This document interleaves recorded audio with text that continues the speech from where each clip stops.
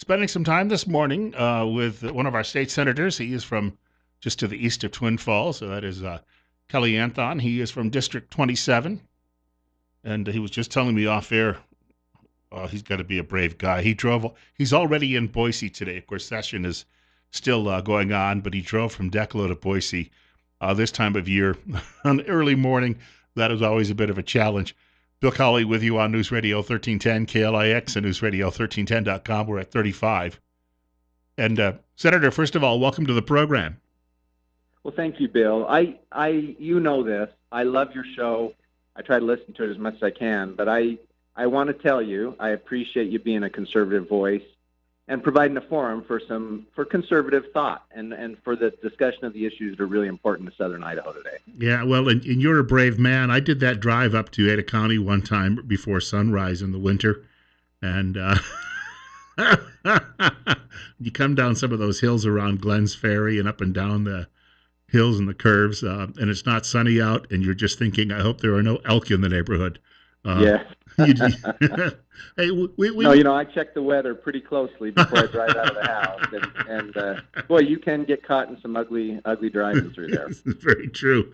Hey, we wanted to start off, and I had a number. I think 3 people emailed me about this last week, and then the 2 hosts of our gun show brought this up because they were asked about it too as well.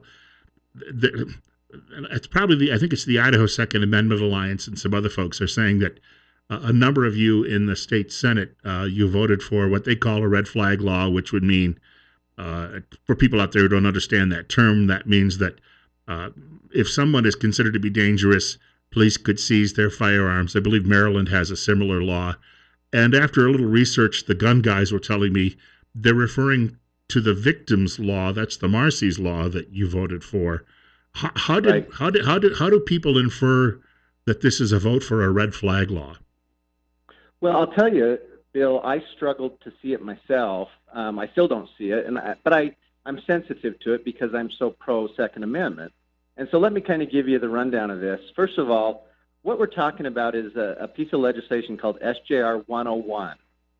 For those of you who are interested and really want to know the truth about this issue, you need to get online and read SJR 101 because that's going to be telling to you.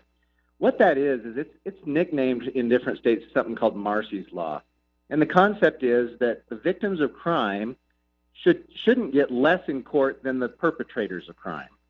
And so if you've been victimized in a criminal situation, and there are some terrible stories that you hear about this, you should be able to have your day in court too. And when these folks get out of prison, you should at least know they're getting out of prison.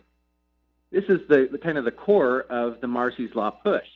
Now, if you look around the state, you'll see people like Rand Paul, Ted Cruz. They've supported these kinds of laws in their own states. And so there's been a push for Marcy's Law revisions in Idaho for a long time. Let me give you a little more history. In Idaho, we've been a leader on this. We've had constitutional victims' kind of rights in our Constitution since the 90s.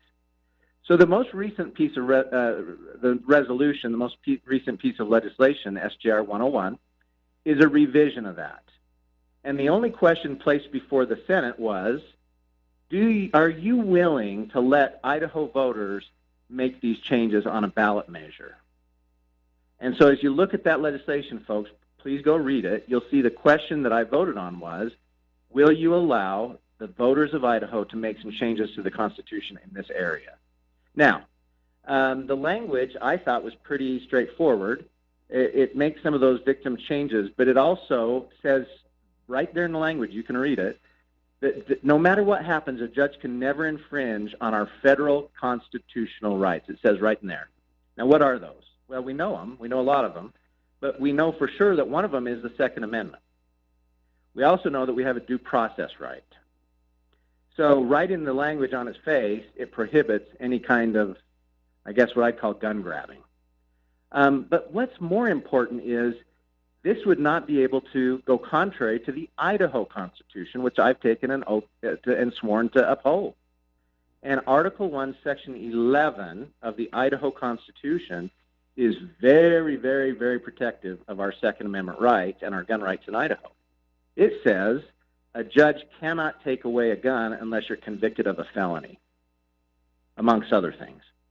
So when I look at the Marcy's Law, SGR 101, number one, I was only voting to let the Idaho voters decide. But besides that, I just don't see the gun grab. And when you refer to red flag laws, number one, there's never been a bill since I've been in the legislature to even propose the red flag laws that I can remember. And I know I've never voted on one because they'd never get to the floor. We have a very pro-Second Amendment, pro-gun legislature. So now to your question, Bill, there was a phrase in that SGR 101 that says, when there's a victim situation, a judge can make reasonable protections for the victim against the accused. That's what it says, something to that effect. So the extrapolation is that if a judge can make reasonable protections, then that must mean he can take your guns. Again, I've told you why I didn't see that. I still don't see that. But I've heard enough concern about this, and I'm a big enough advocate of the Second Amendment.